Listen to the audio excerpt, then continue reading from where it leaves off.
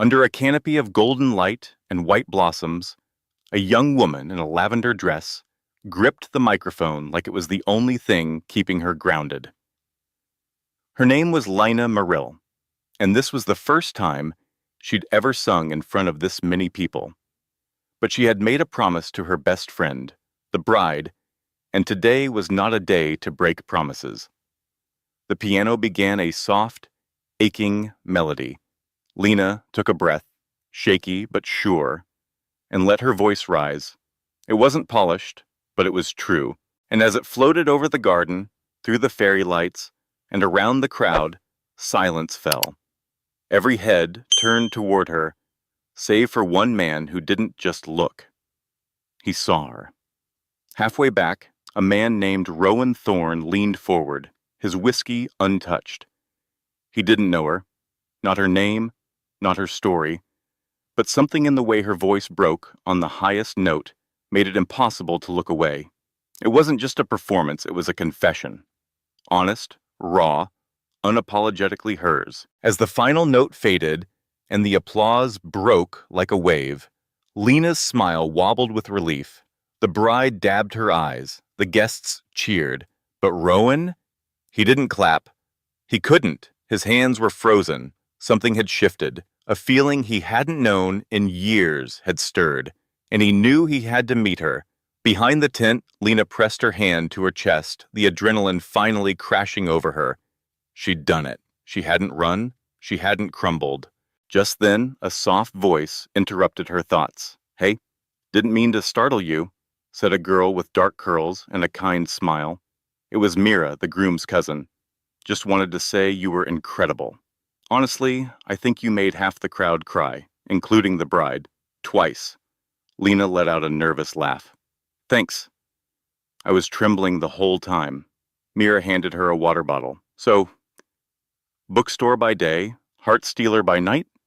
Lina twisted the cap with a sheepish grin. "Yeah, something like that. Singing's just a side thing. Nothing serious." "Well, maybe it should be," Mira replied with a wink. There was a guy in the crowd who looked like he just saw a ghost. Or maybe the love of his life. Lina rolled her eyes. Highly doubtful. But later, when she returned to the reception, her eyes scanned the crowd just once. And somewhere, not far from the fairy lights, Rowan was already thinking about her voice echoing through halls he'd never imagined sharing with anyone. "You really should sing more," Mira said, nudging Lina's arm. "Some guy out there looked like he was ready to write you poetry on the spot." Lina rolled her eyes. "Okay, now you're just being dramatic." "I'm not." Tall, dark blonde hair, sitting next to a woman in a green dress. He didn't blink once. Like, literally, not once. Lina laughed it off, but when she returned to the reception, her eyes wandered across the room. She told herself she was just looking for her seat. But part of her couldn't help wondering who was he. Meanwhile, Rowan hadn't lingered. He offered polite smiles, snapped a few obligatory photos with the bride and groom, then slipped out quietly. He had a 7 a.m. strategy call the next morning, and normally that would be all he'd think about. But tonight, as his car drifted through the quiet city streets toward his penthouse, all he could picture was her, that voice. He didn't know her name, didn't know if she was single or even local. But somehow, she was already echoing in the corners of his mind, singing softly in a living room that had never known music. It was absurd. He didn't fantasize about strangers. But when he stepped into his high-rise apartment and stared out at the endless city lights, he picked up his phone anyway. "Find out who performed at the Albridge wedding tonight," he told his assistant. "Yes, Mr. Thorne." He ended the call, the skyline stretching before him. He didn't know why this mattered, but it did. Lina didn't expect anything after the wedding.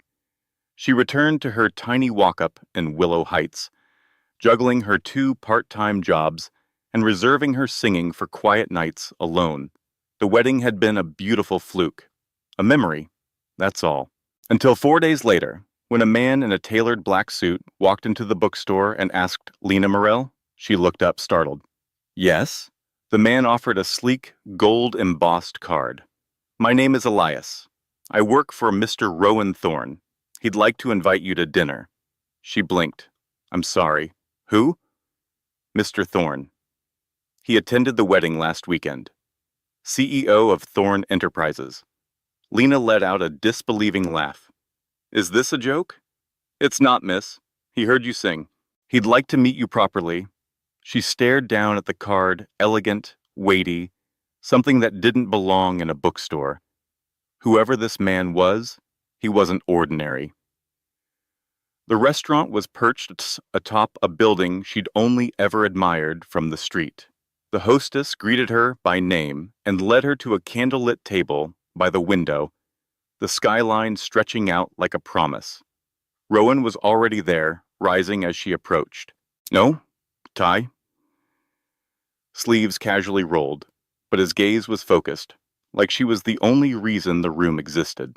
Lena, he said, extending his hand. Thank you for coming. She shook it, her confusion barely masked. You really went through all this trouble because I sang a song? I didn't just hear you, he said. He said, gesturing for her to sit. I saw you, and I haven't been able to stop thinking about you since. She let out a nervous laugh. That's a lot. I don't do halfway, he replied simply. The waiter arrived, smooth and silent. Rowan ordered steak for himself and sea bass for her, along with a wine she couldn't pronounce. They talked. It was awkward at first. The linen napkins, the crystal stemware, the man who ran empires, it all felt far from her world of dusty bookshelves and second-hand mugs. But he was unexpectedly easy to talk to. Direct, warm, curious in a way that didn't feel performative. She told him about the bookstore, the cramped apartment above a bakery, how she once dreamed of studying music but couldn't afford the dream. He listened, really listened. And for the first time in a long time, Lena felt like her words were being heard by someone who wouldn't just remember them, but who wanted to. Rowan spoke about his company, how he'd inherited it young, and how most people only saw the surface. The money, the status, the curated image. But beneath that, there was pressure, loneliness, expectation, the kind that didn't leave room for mistakes. By dessert, Lena was laughing, a little more relaxed, a little less guarded. You know this is crazy, right? She said, half smiling. We don't even really know each other. I'd like to change that, Rowan replied, his tone steady, sincere. If you'll let me. She looked at him, truly looked. He was out of her league. The kind of man who probably dated models with international wardrobes and a comfort level with $500 wine. But there was something about him that didn't feel far away. Something that made her feel seen, heard, wanted in a way that didn't scare her. Okay, she said quietly, let's see where this goes. And his smile. It wasn't the cold, practiced kind she expected from someone with his life. It was unguarded, gentle, real. And just like that, the girl who had once sung a single song at a stranger's wedding had unknowingly begun writing the first lines of a new story with the man who couldn't stop thinking about her. Lena had never stepped into a place like this before. The elevator opened straight into Rowan's penthouse, and for a moment, she forgot how to breathe. She'd been in nice spaces before, apartments with charm, lofts with good lighting. But this wasn't trying to impress. It simply was. The glass walls offered a view that swallowed the horizon. The city stretched beneath them, glowing and indifferent. Rowan had already taken off his jacket, sleeves rolled up casually. I figured we'd eat in tonight, he said without turning. Had the chef prepare something light. Lena followed slowly, trying not to gape. Everything shimmered, the counters, the floor, even the furniture. It was like the entire apartment had been sculpted out of silence and starlight. I hope you're not expecting me to be impressed by the view, she said, hanging her coat awkwardly by the door. He glanced over his shoulder, a flicker of amusement in his eyes. You're not. I'm more impressed that you own a piano with no dust on it. That's suspicious. You play? She asked, eyebrow raised. Or is that just a prop for when investors come over? He tilted his head toward the sleek black piano. Come see. She walked over, each step echoing on polished floors that probably cost more than her entire month's rent. Rowan sat at the bench like it was second nature, fingers poised, relaxed. And then he played. It wasn't perfect. He fumbled a note, didn't flinch or apologize, but the melody was tender, slow, familiar, in a way that made her throat tighten. Her voice dropped. That's what I sang. I know, he said without looking up. It's been stuck in my head since the wedding. You memorized it? I looked it up, learned it. Lena didn't know how to respond. No one had ever learned a song for her, especially not a man like Rowan Thorne. When he stopped, the silence felt heavier. Not awkward, meaningful, like neither of them knew what to do with what was growing between them. Dinner's ready, he said gently. The table had already been set, just 2 seats, soft candlelight dancing across crystal and linen. Platters of roasted vegetables, grilled halibut, and a golden risotto she couldn't name waited between them. She sat, still trying to make sense of this new world, a world that moved too fast, too high, too beautifully for her to believe it was real. But maybe, just maybe, she belonged here more than she thought. You didn't have to do all this, Lena said softly, glancing down at the perfectly plated meal between them. I know, Rowan replied, his voice calm. Then why? He looked at her directly. I'm not a fan of small talk. When I want something, I don't wait around hoping it shows up again. She hesitated. But you don't even know me. I know enough, he said, and I want to know the rest. She reached for her glass, but paused midway. What happened to you, she asked, that made you so sure all the time? Rowan didn't respond right away. Instead, he cut into his fish with deliberate precision, the silence stretching between them until he finally said, My father died when I was 19. Left me everything, no instructions, no safety net. I had to either take control or let it all slip through my hands. Lena's voice softened. And your mom? She left when I was 10. Some days I'm not sure she was ever really there. The atmosphere shifted, a quiet sadness settling in. Lena leaned back, folding her arms gently. That's a lot to carry. He nodded once. It forces clarity. You figure out fast what matters and what doesn't. She didn't speak at first. It wasn't the kind of conversation people usually had over lemon risotto and imported wine. What about you? He asked. What made you stop singing? She blinked. I didn't stop. You're not on a stage. I couldn't afford to be. Life got in the way. Money can be managed. Not by everyone, she said, the edge in her voice sharper than she meant. He stayed quiet. I could help, he said finally. The words hung in the space between them, like something fragile and dangerous. Lena set her fork down. Is that what this is? She asked. You wine and dine me, and then sponsor me? No, he said, quieter now. I want to know you. That includes knowing what you wanted, what you gave up. I didn't give it up. I just put it on hold. For how long? She looked away, until it stops hurting. He was silent for a beat, then said, I can't fix your past, but I can make room for you to dream again. Her eyes met his. Something flickered. Not trust, not yet, but something close. The beginning of it. After dinner, he offered her a ride home. She declined, saying she preferred the subway.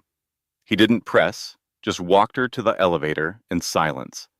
Before the doors closed, she turned to him. You don't scare me, by the way. I didn't think I did. You want too much, too fast. But that's not what scares me. I'm scared of wanting it too. He didn't smile. Then let's take it slow. She held his gaze for a moment longer, then gave a small nod. Good night, Rowan. He didn't move until the doors had closed completely. The next morning, Lena found a package on her doorstep. No note, just a slender black box tied with a white ribbon. Inside were 2 front-row tickets to a sold-out performance at Harmonia Hall by one of the most elusive sopranos in the world. A woman Lena had once written about in an old notebook she thought no one had ever seen. She hadn't told him about her, hadn't mentioned her name, but somehow Rowan had known. That evening, dressed in a borrowed gown from her best friend, Lena sat in the audience, ticket clenched between her fingers, heart pounding in rhythm with the overture.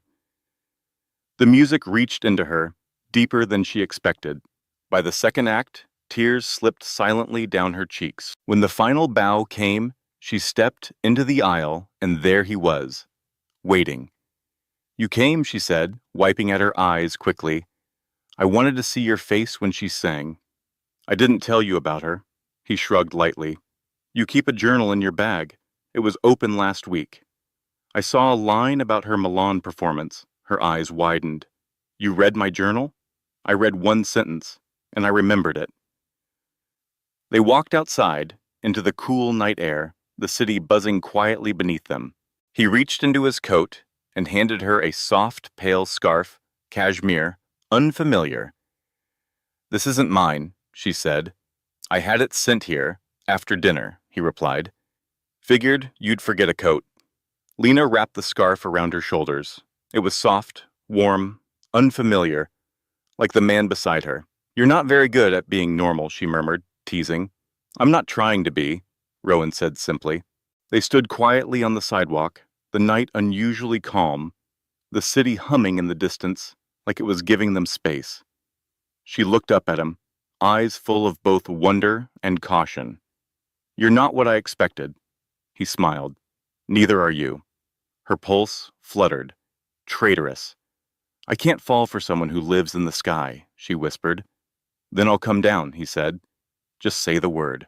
And for the first time since the wedding, she didn't feel like a girl trying to fit into someone else's story.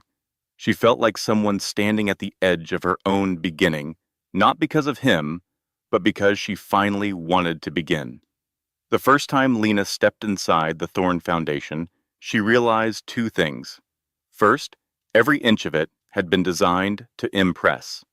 Second, she suddenly felt far too aware of her shoes. The receptionist greeted her by name before she could even introduce herself. A man in a navy suit escorted her to the top floor. And when the elevator doors opened, there he was, Rowan, leaning casually against the edge of his desk, phone in one hand, but his eyes already waiting for her. You're early, he said, slipping the phone into his pocket. I didn't want to be late, she replied, smoothing her hair, trying not to feel overwhelmed. Though I might have overdressed. You didn't. His gaze lingered a second longer than necessary, slower than polite, warmer than professional. Come in. The office was striking. One wall was entirely glass, revealing the city skyline beyond. A long conference table stretched across one side, and behind his desk, carefully curated art and framed photos filled the space with quiet intentionality. This was not a room built for show, it was a space created by someone who didn't waste time, but who understood the weight of beauty when it meant something. Lena sat across from him, folding her hands in her lap. I wasn't expecting an invitation to your office, she said. I thought we were still pretending this was casual. I'm not pretending, Rowan replied. I wanted you to see what I'm building. Not the investments, the real work. He opened a drawer and slid a slim folder toward her. She hesitated, then opened it. Inside were photographs, some professional, some blurry and candid of children, music classes, community centers, and heartfelt handwritten letters. At the top of the page was a name she didn't recognize, the Thorn Youth Arts Initiative. I started it 6 years ago, he said. It doesn't get much press, doesn't generate returns, but it matters. She turned the pages slowly. You're funding music programs in schools that lost them, and community centers, orphanages, places where creativity was the first thing cut when things got tight. He leaned back slightly, watching her absorb it. I know what it's like to lose art when life gets in the way. Her hand paused on a crayon-written letter from a child thanking him for a cello. Her voice was quiet. Why are you showing me this? Because I want you to help me grow it. She looked up, startled. You want me to work for you? I want you to help design the next phase. Expand it. Make it better. You understand music in a way my team doesn't. You need it, like I do. She stared down at the folder again. I'm not qualified. You're perfect for it. What if this changes everything between us? He stood, came around the desk, and sat on its edge beside her. It already has. Her breath caught. You're serious. I don't offer things I don't mean. She closed the folder slowly. This isn't just about music, is it? No, he said gently. It's about you. And what happens when you stop standing on the sidelines? The silence between them stretched quiet, charged, unspoken. I'll think about it, she said at last. Good, he replied. Think fast. That week, Lena said yes. It wasn't about the money, though she couldn't ignore the generous salary or the sleek new laptop that arrived at her door less than a day later. It was about purpose, about waking up and knowing she was part of something that mattered. And though she didn't want to admit it, part of it was about him too. Rowan didn't hover. He wasn't the type to micromanage. But he had an uncanny instinct. He always knew when to check in, when to step back, when to challenge her, just enough to make her rise. After a month of working together, they found a rhythm. Not forced, not discussed, just natural. It stayed that way until one evening when she was finishing up a proposal for a new outreach program in Queens. She had just closed her laptop when Rowan appeared at her door, coat in hand. There's something I want to show you. I'm in jeans and a sweater, she said, looking down. This isn't gallery ready. You'll be fine, he said with a smile. He wasn't wrong. The gallery was tucked between a wine bar and a florist in Soho. When they stepped inside, she realized it wasn't a public event. The space was empty, except for an older man adjusting lights at the back. Rowan greeted him with a quiet handshake and then led Lena to the center of the room. The painting was massive, 7 feet tall, framed in deep wood. It showed a woman standing at the edge of a windswept shoreline, her hair wild, eyes closed, mouth open as if singing into the storm. The colors were heavy with emotion. Stormy, restless, the brushstrokes soft, yet filled with movement. Somehow it felt alive. She reminds me of you, Rowan said beside her. Lena didn't answer. She couldn't. Her voice was caught somewhere in her chest. The artist's name is Varela, he continued. He paints women he's never met, visions, concepts, feelings. People wait years to commission a piece. She turned to him slowly. You bought this. I commissioned it, he said. When? 3 weeks after the wedding. She blinked, stunned. You didn't even know me. I knew enough to want the rest. Her throat tightened. Rowan, I'm not asking you to say anything back, he said gently. I just want you to understand this isn't temporary. You're not a passing thought. You're not a song I heard once and forgot. The room held its breath.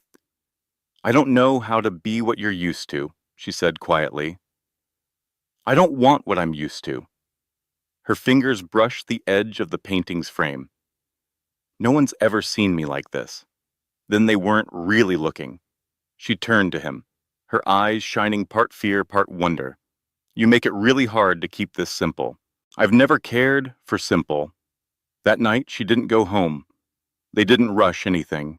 There was no performance, no urgency, just quiet conversation on the terrace of his penthouse, shared laughter, wine, and the soft realization that whatever was between them, it had already taken root. The next morning, she stood by the window, coffee in hand, watching the early city haze dissolve into daylight. "You're not afraid anymore," Rowan said as he stepped behind her. "I'm still afraid," she replied, leaning into him. "I'm just not running from it." He wrapped his arms around her. "Then stay. I'm not going anywhere." But not everything could remain untouched.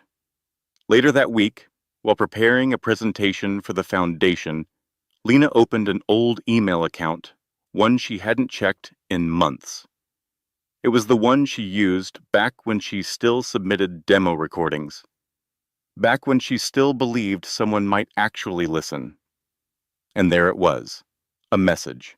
They'd come across a clip of her singing at the wedding. Someone had recorded it and posted it online. The video had quietly made its way across the internet, gathering views, shares, comments, and now they wanted to meet her. Lena stared at the email for a long time, the blinking cursor at the bottom of the screen daring her to believe it. When she finally told Rowan, he didn't look surprised. "I wondered when someone would notice," he said gently. "You knew? I saw the video the night it went up. It's been viewed over 200,000 times." Her breath caught. "Why didn't you say anything?" "Because this has to be yours," he said, "not mine. I didn't want to influence your decision." She pressed her fingers to her forehead. "This changes everything." "No," Rowan said softly. "It just makes the future bigger." "What about the foundation? The work I've started here?" "It'll still be here. And so will I." She looked at him, her chest tight. "I don't want to lose this, you won't.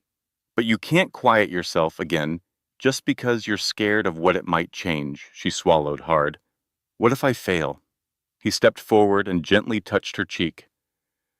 "Then I'll be the one, clapping the loudest when you try again." As the fear swelled in her chest, something else pushed up beside it. Hope. She nodded slowly, then whispered, "Okay." And just like that, the girl who had once sung a single song at a wedding took her first real step toward the life she thought she'd left behind. Not because someone opened a door for her, but because someone reminded her she still had the voice to knock. The rooftop garden at the Lyric Pavilion took her breath away. Below her, the city shimmered in tones of gold and violet, the skyline rising sharp against the dusk. Lanterns swayed from arches wrapped in ivy, and a string quartet played something slow and luminous, like music woven from air itself. It was the official launch of the Thorn Youth Arts Initiative expansion, a project Lena had helped build brick by brick over the past 4 months. And tonight, it wasn't just an idea anymore. It was real. A national tour, a scholarship fund, fully funded music programs in more than 30 schools. And her name was listed beside Rowan's on every banner, every invitation, every press release. She hadn't known about that last part until the announcement went live. Rowan had kept it quiet. A surprise. She felt him before she heard him. "You're late," he said behind her, voice low and warm. Lena turned, heart skipping. He wore a navy tuxedo tailored so perfectly it seemed part of him. His hair was combed neatly, except for one rebellious strand at his temple that refused to behave. "I was checking the soundboard," she said. "The speakers were too sharp. They fixed it." "Of course you checked the soundboard. You asked me to run the program. I asked you to run it," he said with a quiet smile, "not work yourself into the ground." She lifted a brow. "Are you suggesting I relax?" "I'm suggesting," he said, holding out his hand, "you let someone else take care of things. Just for tonight." She hesitated only a moment before placing her hand in his. He guided her toward the center of the terrace, where guests were gathered beneath the canopy of lights, donors, artists, teachers, students, even a few celebrities. But when they saw her, the crowd shifted. The applause started. Not for him, for her. As Lena stepped onto the terrace with Rowan, something shifted. The crowd parted. Applause rose, not for him, for her. She froze, startled by the sound, by the faces turned toward her, with warmth and admiration. She felt suddenly unsteady. Rowan leaned toward her ear.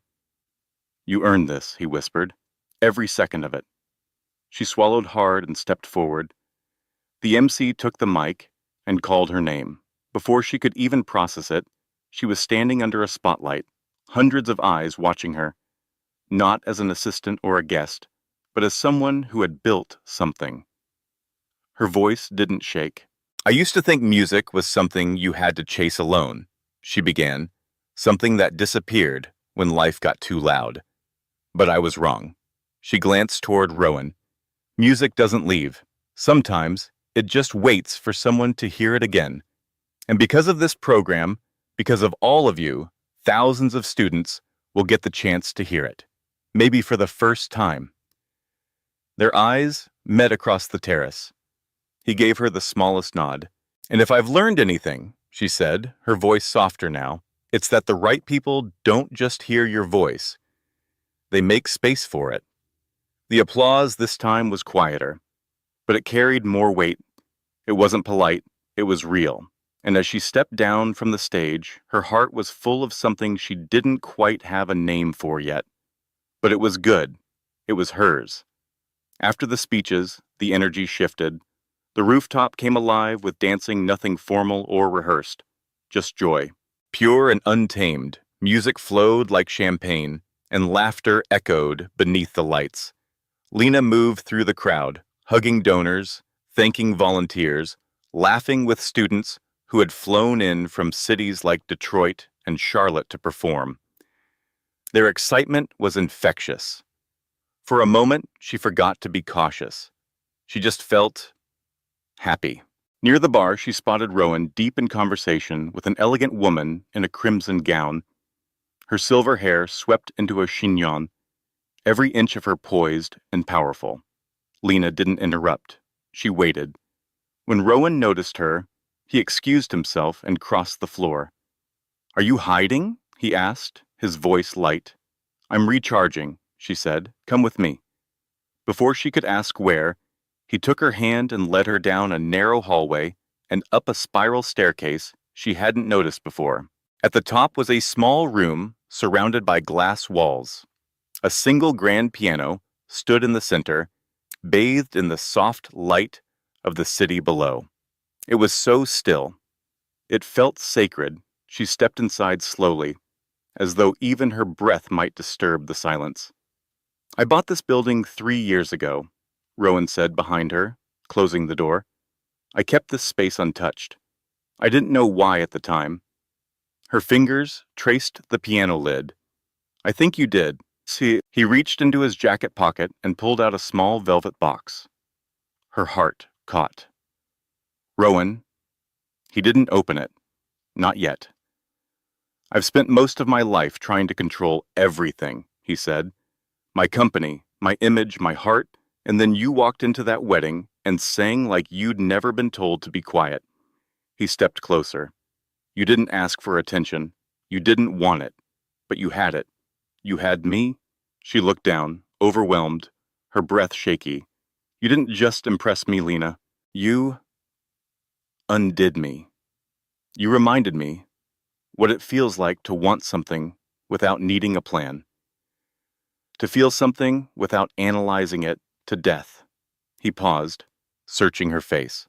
"I didn't fall in love with you because you're talented or brave or brilliant, though you are all of those things. I fell in love with you because you make the world feel like it's worth slowing down for." Her breath trembled. "I don't want to be the man who watches your life from a balcony," he continued. "I want to be beside you. Every note, every risk, every silence." Then, finally, he opened the box.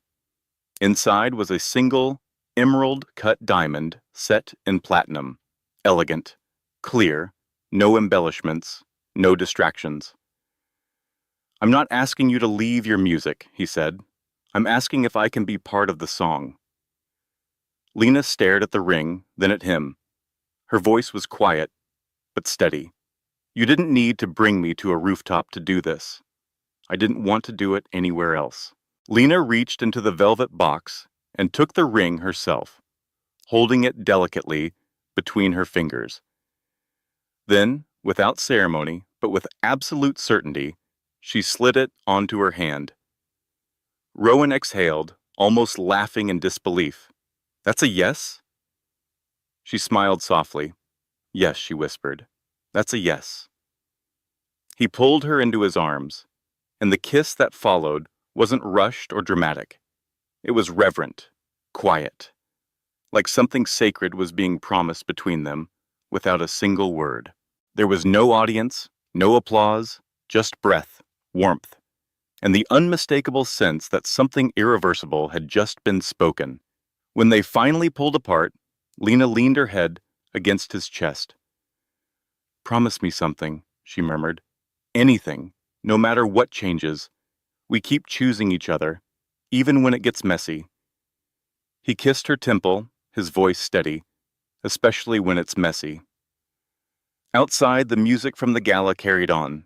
The city below continued to move. But in that quiet glass room above it all, two people stood still, no longer strangers from a wedding, no longer afraid of what might be. They were something new, a beginning. A girl who once sang quietly in the shadows of her life, and the man who heard her and never stopped listening. The late spring sun poured through the windows of the newly opened Thorne Youth Arts Center, catching the soft sheen of polished floors and the vibrant mural stretching across the atrium wall. Laughter echoed from an upstairs classroom. Young voices lifted in play, and somewhere deeper in the building, violins hummed through their tuning. The center wasn't just finished. It was alive. Lena stood barefoot in her office, a mug of coffee warming her hands, staring at a framed photo on the wall. A student holding a cello, eyes beaming with pride, oversized headphones balanced on his small head, and a grin that stretched from ear to ear. Behind him, scrawled in colorful marker on the whiteboard, music gave me my voice. She hadn't cried during the ribbon cutting, not during the mayor's speech, not even when the students performed the original piece composed by the first class of scholarship recipients. But now, in the calm after the whirlwind, the weight of it rose up like a tide. Then came a soft knock on the door. Rowan leaned in, sleeves pushed up, tie long, forgotten, that familiar crease between his brows, the one that appeared only when he was trying to hide how much something mattered. You skipped the press debrief, he said, stepping inside. I thought maybe you ran off. She set her mug down and turned toward him. I just needed a moment. He studied her for a breath. You okay? I'm more than okay, she said, walking into his arms.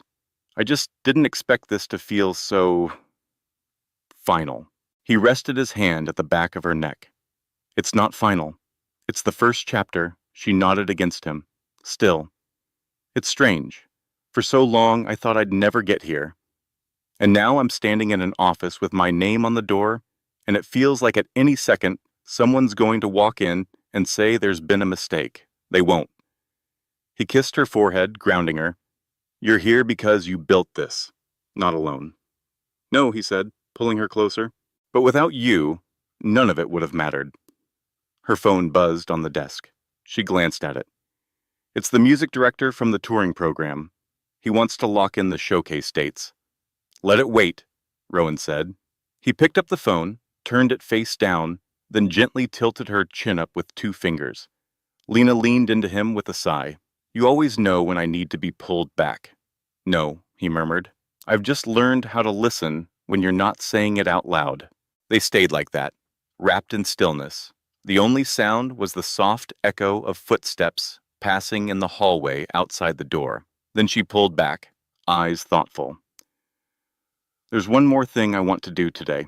He raised an eyebrow. Tell me. She smiled. I want to go back. Back where?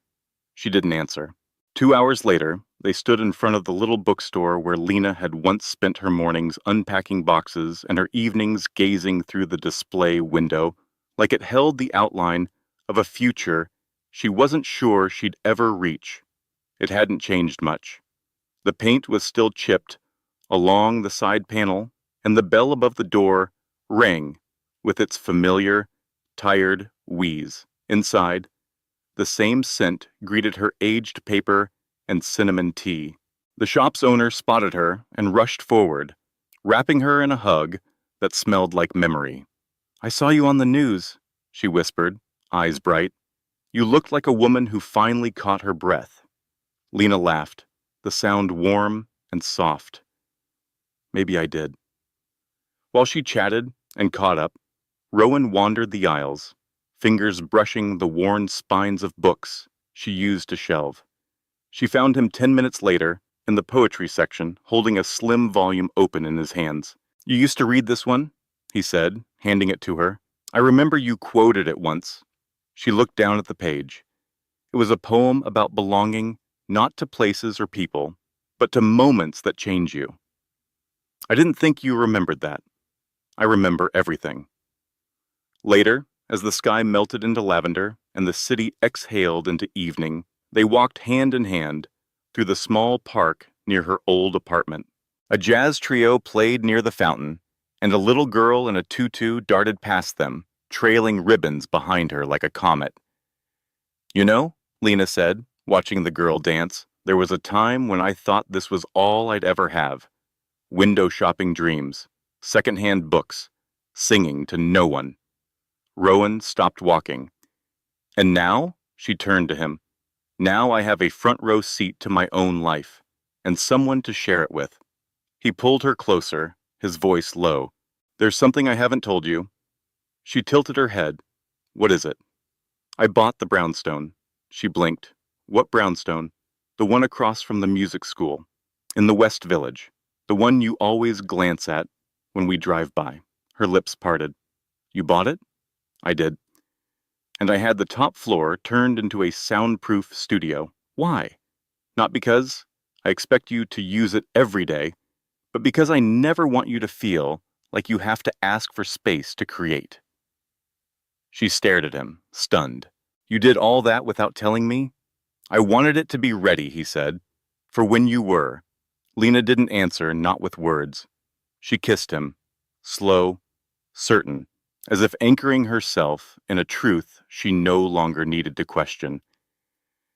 That night, they stood in the center of the brownstone's living room, no furniture yet, just empty walls, echoing floors, and endless possibility. She wandered through each room, barefoot again, just like the first time she'd stepped into his penthouse. But this place? This wasn't a castle in the clouds. This was home. As she passed the hallway, Rowan caught her hand and gently pulled her back toward him. "We'll fill it with whatever you want," he said. "Music, paintings, silence, laughter." "We can host dinners," Rowan said, "or disappear from the world when we need to." He reached for her hand. "It's yours as much as it's mine." Lena smiled, her voice low and sure. "You know what I want? Tell me." Curtains that dance in the breeze. A kitchen with a record player, mismatched mugs, and a piano bathed in morning sunlight. He brushed his thumb gently along her jaw. "Then we'll have all of that." They didn't rush to move in. They didn't need to. Instead, they took their time. Slowly, piece by piece, the house became theirs. Lena found secondhand chairs with faded upholstery and stories stitched into the seams. Rowan installed a coffee machine that ground beans exactly the way she liked. They argued over paint colors, agreed on lighting, laughed through every imperfect moment in between. He filled the fridge with her favorite snacks before every trip she came home from. She slipped love notes into the books he read late at night. And the studio on the top floor, once just a quiet room, became something more. A refuge, a canvas, a place where she met the parts of herself she had once tucked away, believing they weren't needed. Her music changed. It no longer clawed to be heard. Now, it simply spoke. When her album came out the following spring, it didn't go viral. It wasn't everywhere, but it was enough. It found its way into the hands of those who needed it most. Played softly in kitchens late at night, in headphones, on long walks, in quiet rooms, where someone was simply trying to feel less alone. And through it all, Rowan stayed, not as a savior, not as someone who needed to fix her, but as her partner. The man who had once sat quietly in the back of a garden wedding, and who now stood front and center, never asking her to shrink, never needing her to shine in any way other than her own. They didn't rush into forever. They didn't need to. Because love, they had learned, wasn't a race. It was a rhythm. One warm summer evening, they sat on the rooftop of their brownstone, feet tangled under string lights, wine glasses forgotten beside them. The breeze was soft, the city quiet. Lena reached for his hand. "I still remember what you said," she whispered, "about wanting to be part of the song." He looked at her. No hesitation, no fear, just presence. "I meant it." She smiled, something tender in her chest. "Then let's write the next verse." And so they did. Not perfectly, not always easily, but truthfully, together. Because sometimes the most extraordinary love stories begin in the quietest places. A bookstore, a rooftop, a single song. And sometimes healing doesn't come in grand gestures, but in small ones. In the kind of love that lets you take your time. The kind that sees you fully. The kind that stays. Thank you for being here, for listening, and for letting this story live in your heart, even just for a little while. At Shining Stories, we believe in the quiet power of connection, the kind that comes from a single sentence, a shared silence, or a song that lingers long after it ends. If this story touched you, even in the smallest way, we're honored. And if you're carrying your own quiet dreams, may this be your reminder. It's never too late to begin, to return, or to believe again. From our hearts to yours, thank you for being part of this journey.